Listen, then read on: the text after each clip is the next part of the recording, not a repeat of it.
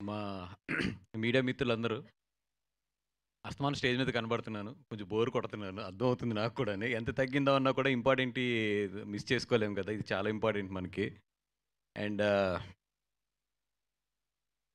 ఈ సినిమా గురించి స్ట్రెయిట్‌గా మాట్లాడాలి, స్ట్రెయిట్‌గా చెప్పాలంటే ఒకటే.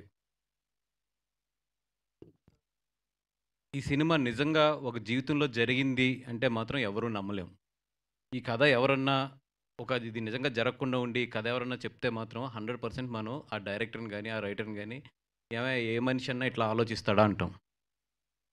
అట్లాంటి సినిమా ఇది. అంటే నేనైతే నాకు ఇది నిజమైన కథ అని చెప్పి చెప్పలేదు. మామూలు జనరల్‌గా సినిమా చూపించారు. చూపించినప్పుడు ఏదైతే ఈ కథ మెయిను ఉంటుందో హార్ట్ అది అంటే మరీ ఇంత హార్ష్‌గా ఎళ్ళాలా ఒక సినిమాకి అని ఆలోచిస్తుంటే తర్వాత చెప్పారు నాకు వేణు ఓడుగులు గారు. ఇది ఒరిజినల్‌గా జరిగిన కథండి అని చెప్పి. నిజంగా గుండెయితే తరుక్కుపోయింది నాకది. అంత మంచి కథ. అంటే అంత మంచి కథ అని చెప్పే కన్నా కూడా అట్లాంటి ఒక ఇన్సిడెంట్స్ మన జీవితాల్లో జరుగుతాయి. లేదా అట్లాంటి నిజంగా ఆలోచించే మనుషులుంటారు. అనేది నిజంగా నాకు ఒక నైట్ అంతా కూడా నేను డిస్టర్బ్ అయిపోయాను ఈ సినిమా చూసిన తర్వాత. అట్లాంటి సినిమా ఇది. డెఫినెట్‌గా అందరిని అయితే మాత్రం లెగిసేటప్పుడైతే మాత్రం మీరందరూ కూడా డెఫినెట్‌గా సీట్‌లోంచి లెగిసేటప్పుడైతే మాత్రం ఒక భారంతోనే లెగిస్తారు. అంత డైరెక్టర్ మొత్తం సినిమానంతా కూడా ఒక ఒక ఇంటెన్స్‌లో ఒక ఫ్లోలో తీసుకెళ్ళాడు మొత్తం సినిమానంతా కూడా. నేను ఈ సినిమా గురించి అంటే ఇప్పుడు మన అఖిల్, అలాగే అమ్మాయి ఆహ్, తేజస్విని అంటే 16 అన్నాల తెలుగు పిల్ల అంటాం గదా! అట్లా ఇప్పుడు 16 అన్నాల తెలుగు పిల్ల అనేది చాలా మ పదం చాలా కాలందయితే గనుక ఈరోజు చెప్పాలంటే మాత్రం ఒక టెరాబైట్ తెలుగమ్మాయి అనొచ్చేమో. అంత బాగుంది సినిమాలోని. అంటే ఫస్ట్ ఆఫ్ ఆల్ మేము చాలా హ్యాపీగా ఫీల్ అయిందేంటంటే ఒక తెలుగు అమ్మాయి నిండుగా ఉంది స్క్రీన్‌లోని. ఒక రూటెడ్ అమ్మాయి ఎలా ఉంటుందో అలా ఉంది. అండ్ ఈళ్ళిద్దరూ అయితే ఇరగ్గొట్టారు. రాజు సినిమాలోనే కాదు నీ ఎనర్జీ బయట కూడా చాలా బావుంది. మొన్న అప్పుడు సినిమా చూసినప్పుడు చూసాను. ఇప్పుడు చూసాను. సూపర్ ఎనర్జీ ఉంది. అండ్ నువ్వు ఆ సీను ఒకటుంటుంది కదా! ఇది బెత్తం పెట్టి కొట్టే సీను. ఆ సీన్‌కైతే నీ మీద నాకు చాలా ఎందుకే బెత్తం అంటే ఐ మీన్ స్టిక్. మా వెస్ట్ గోదావరిలో బెత్తం అంటారు. స్టిక్. ఆ స్టిక్ పెట్టి కొట్టే సీన్ అయితే ఇప్పటికి నాకు పొద్దున్న ఆలోచిస్తుంటే, ఈ సినిమా గురించి ఆలోచిస్తుంటే ఆ సీన్ ఒక అంటే చాలా ఏమంటాం దాన్ని, ఒక ఇంటెన్స్ ఉన్న సీన్ అది. ఇట్లాంటి సినిమా డెఫినిట్‌గా ఏంటంటే, మన తెలుగులో తీయాలంటే ఫస్ట్ ఓ డేరింగ్ కావాలి. నిజంగా ఈటీవీని మెచ్చుకోవచ్చు. ఎందుకంటే ఈ పాయింట్‌ని స్క్రీన్ మీద ఎత్తాలంటే దానికొక చాలా డేరింగ్ కావాలి. దానికి నిజంగా దీన్ని తీసుకొచ్చిన వేణు ఉడుగులు గారు గాని, అలాగే దీని డైరెక్టర్ మన బోస్ గారు గాని, ఈళ్ళందరూ కూడా చాలా రూటెడ్ కథని చాలా తీసుకొచ్చారు. అండ్ ఈ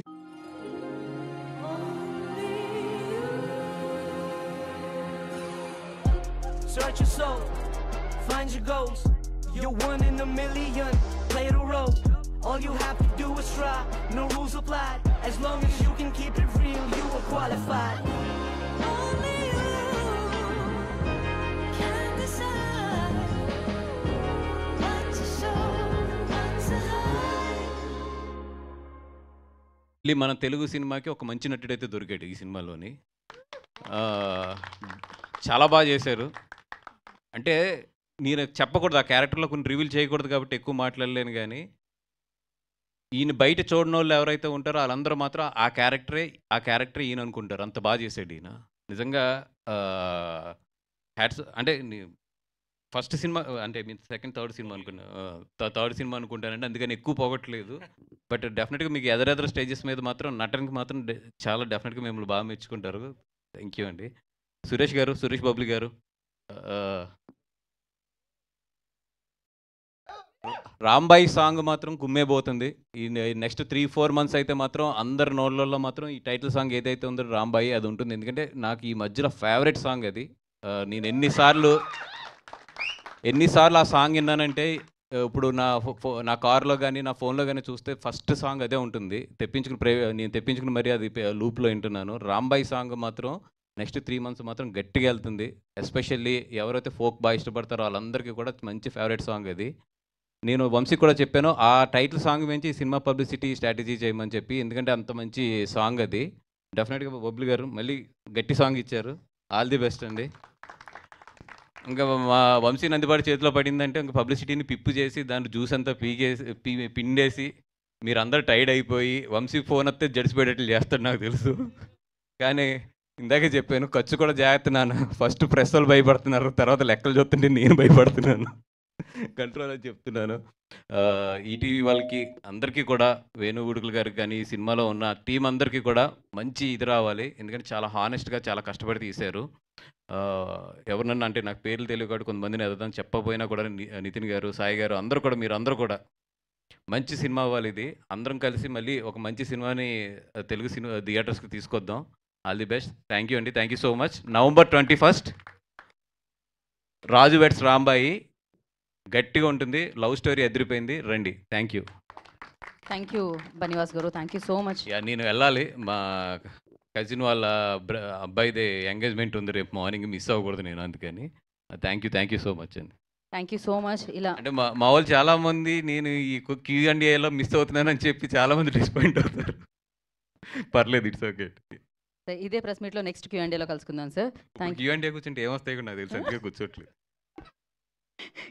వెరీ ఇంటెలిజెంట్ బనివాస్ గారు, అందుకని ఇంత మంచి మంచి సినిమాలు మనందరికీ అందిస్తున్నారు. బనివాస్ గారికి మరొకసారి కృతజ్ఞతలు తెలియజేసుకుంటున్నాము. అండ్ ఎస్ నా ఐ రిక్వెస్ట్ చైతన్య గారిని మాట్లాడాల్సిన